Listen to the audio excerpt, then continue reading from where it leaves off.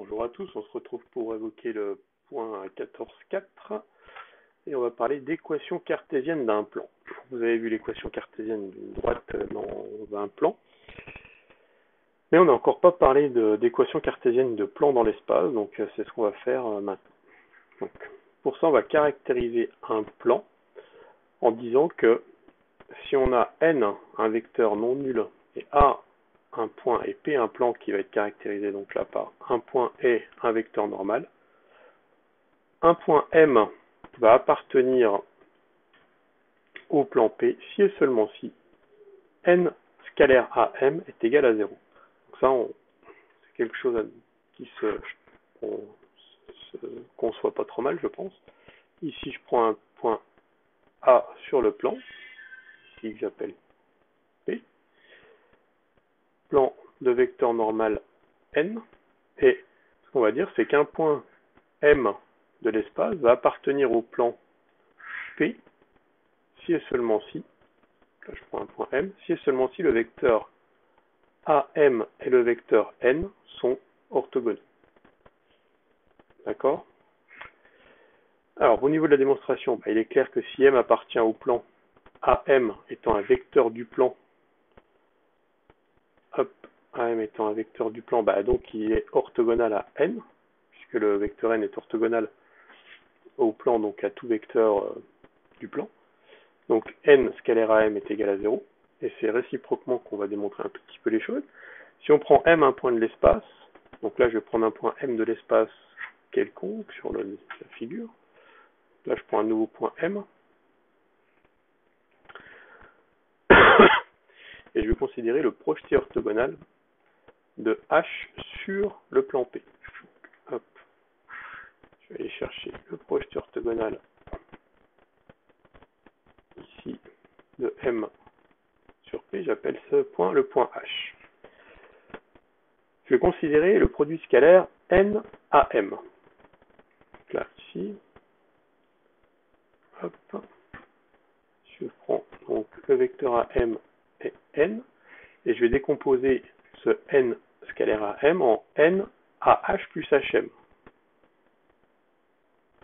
Dans ce cas-là, le vecteur N et le vecteur AH sont orthogonaux, d'accord? Et le vecteur N et le vecteur HM vont être collinéaires. On le justifie ici en disant que le vecteur AH est contenu dans le plan P, ou vectoriellement, donc les vecteurs N et AH sont orthogonaux, donc leur produit scalaire vaut 0. Et N et HM sont collinéaires, donc leur produit scalaire est égal, et ils sont de même sens, ou pas, ça dépend de la situation, parce que leur produit scalaire va être égal au produit des normes, ou à l'opposé du produit des normes.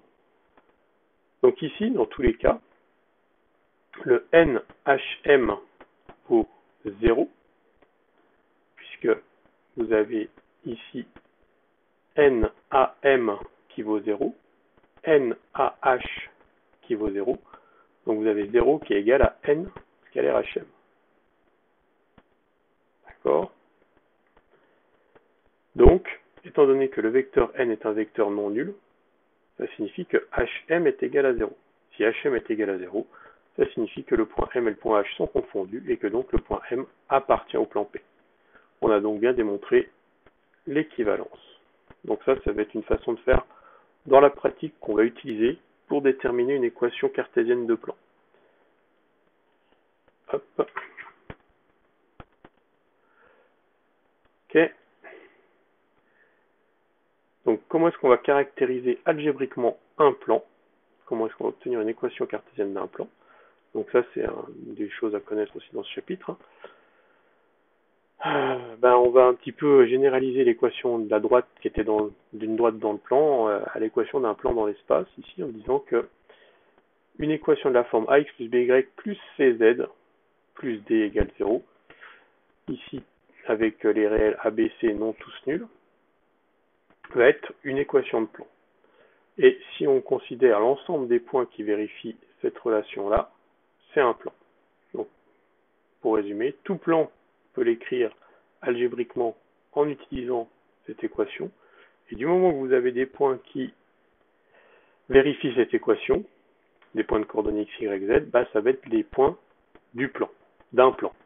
D'accord? Alors les points de quel plan? Quand vous avez cette situation-là, bah, il suffit de trouver un point qui appartient au plan.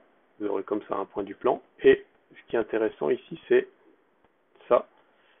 C'est que ABC est un vecteur normal au plan.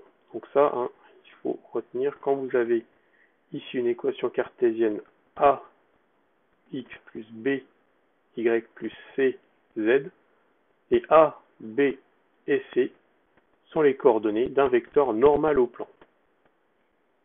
Okay, on va le démontrer. Donc pour démontrer ça, on prend un sens puis l'autre. On va donc commencer en prenant P un plan qui passe par un point de coordonnées x0, y0, z0 et de vecteur normal de coordonnées alpha, bêta, gamma. Le point M appartient au plan P. Les vecteurs A, M et N sont donc orthogonaux. D'accord? Ce qui, analytiquement, donc là on est en train d'utiliser la propriété qu'on vient de voir, hein, juste ici. M appartient au plan P, donc les vecteurs N et M sont orthogonaux. On traduit ça analytiquement avec les coordonnées de vecteurs. On obtient cette relation qui, en la réécrivant un tout petit peu, nous donne bien le AX plus BY plus CZ en prenant A égale alpha, B égale bêta, C égale gamma, et un certain coefficient ici, moins alpha X0 moins bêta Y0 plus gamma, non, c'est un moins ici, donc là il y a une petite faute de frappe, moins gamma Z0, comme valeur de D, et on a bien la forme AX plus BY plus CZ plus D. D'accord? Donc attention là, petite faute de frappe, c'est un moins ici. Ensuite, pour la réciproque, si on prend ABC des coefficients non simultanément nuls, il va exister un point AX0, Y0, Z0 tel que on a AX0 plus BY0 plus Z0 plus D égale à 0. Pourquoi est-ce que ça existe, ça, ce point-là? Parce que si A est différent de 0, il suffit de prendre le point A de coordonnées moins D sur A, 0, 0. Et du coup, ça vérifie bien l'égalité. Si A égale à 0, bon, on procède pareil avec B différent de 0 ou C différent de 0 en prenant un sur B ou un sur C. Donc on a l'existence d'un point X0, Y0, Z0 qui vérifie cette condition-là.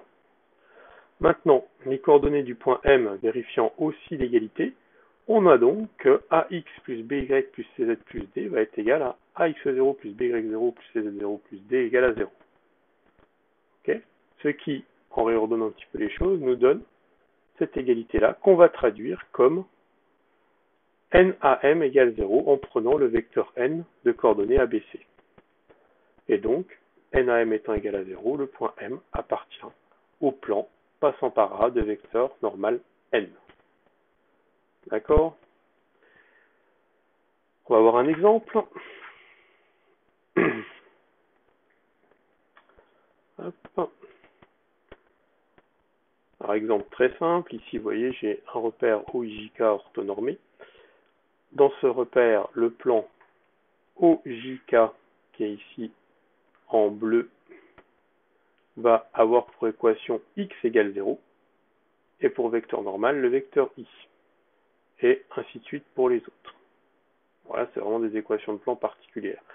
Là, ce qui est facile à comprendre, c'est que tous les x dans ce plan bleu là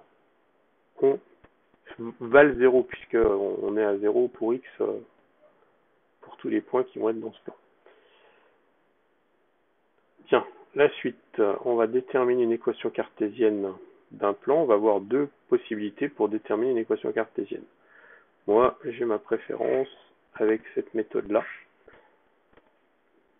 qui est un petit peu le pendant de ce que vous avez pu faire en première en utilisant le produit scalaire pour déterminer une équation de plan, de droite. Ou alors, deuxième méthode, qui est bien aussi, qui est à connaître aussi, hein, en utilisant ici le vecteur normal, enfin un vecteur normal pour avoir les ABC,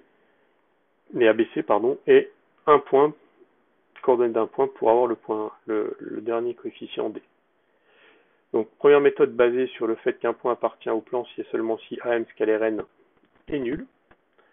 Et ça nous donne directement une équation de plan. Deuxième méthode, en utilisant les coordonnées du vecteur ou d'un vecteur normal et l'appartenance d'un point au plan. Alors, on y va sur un exemple pour rendre tout ça plus clair. On prend un repère orthonormé et dans ce repère, on nous demande de déterminer une équation cartésienne du plan qui passe par le point A de coordonnées 1, moins 2, 3 et qui est, pour vecteur normal, le vecteur n de coordonnées 4, moins 2, 1. Première méthode, on y va, on applique la propriété. Le point M appartient au plan si et seulement si AM scalaire n est nul. Le vecteur AM, si M a pour coordonnées x, y, z, c'est x moins 1, y plus 2, z moins 3, qu'on multiplie donc par les coordonnées respectives là de n pour faire notre produit scalaire, 4x moins 1, moins 2, y plus 2, plus z moins 3, égale à 0. Et après, on n'a plus qu'à mettre ensemble les x, les y, les z, donc ici 4x moins 2y plus z, et après, moins ici 4, plus 4, moins 4, pardon, moins 4, moins 4, moins 3, pour obtenir 11. Ça, et hop, et ça y est, c'est fini. Donc ça va se faire assez simplement. Deuxième possibilité, je vous disais qu'il y avait deux méthodes. Cette fois, on va utiliser dans un premier temps le fait que on sait que les coordonnées du vecteur n sont 4, moins 2, 1. Vecteur n qui est un vecteur normal au plan. Donc on sait que l'équation du plan va être de la forme 4x moins 2y plus z plus d égale à 0. Et il reste à déterminer le réel d. Comment est-ce qu'on détermine le réel d? En utilisant le fait que le point A appartient au plan. Si le point A appartient au plan, ça signifie que ses coordonnées vérifient l'équation qui caractérise le plan. Donc quand on remplace les coordonnées de A ici par les coordonnées de A, pardon, les x, y, z, on va obtenir une équation qui est vérifiée, qui nous permet du coup d'obtenir la variable ici, enfin le coefficient d. On le ici dans notre situation. Et donc on retrouve une équation cartésienne du plan. Alors ce ne sera pas forcément nécessairement la même à chaque fois dans les deux situations. Enfin, ça dépend de ce que vous prenez.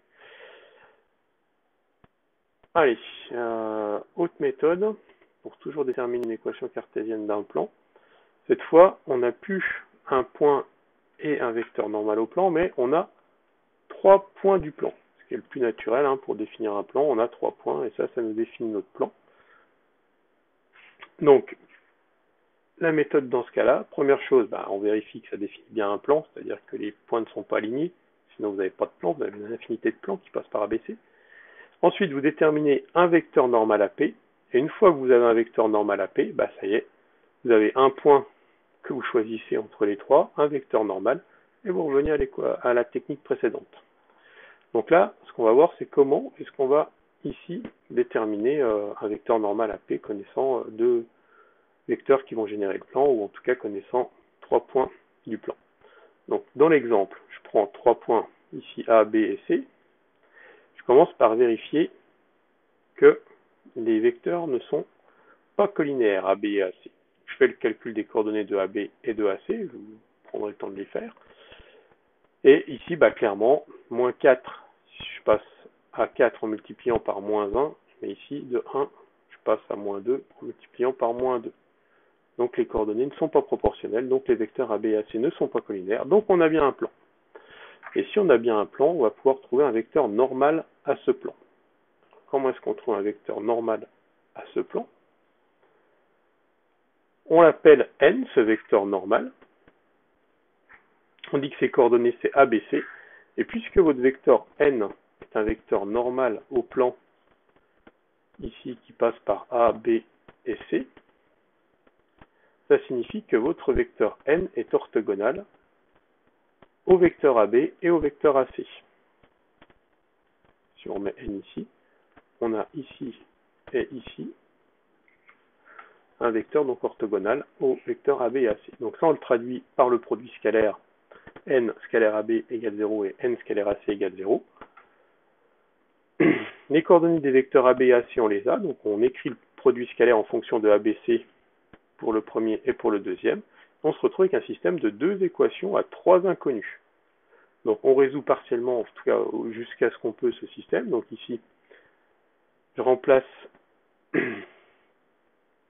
d'une façon ou d'une autre. Hein. Là, ce que j'ai fait, c'est que j'ai multiplié par 2 la première ligne pour avoir moins 8a plus 2b plus 4c égale à 0, de façon à pouvoir ensuite, ici, remplacer le 2b qui était là par 4a. Puisqu'ici, j'ai en fait 2b qui est égal à 4a. Donc je peux remplacer 2b qui est ici par 4a. Le 2b qui est ici fait 4a. Donc j'ai finalement moins 4a. Donc j'ai moins 4a plus 4c qui est égal à 4a moins 2b.